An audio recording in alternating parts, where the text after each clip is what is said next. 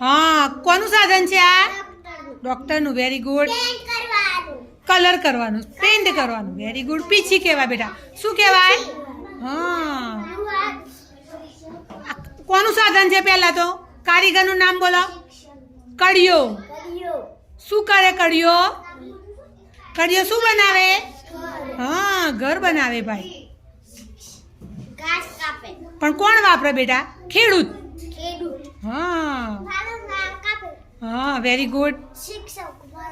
હા બુક લઈને બતાવો ભાઈ. એનાથી શું થાય? વાયરિંગ રિપેર કરવું હોય તો કરે. Very good. બાલ પણ કપાય ને બીજું કોણ કાપે ભાઈ? કાપડ. હા દરજીભાઈ કાપે. બતાવો.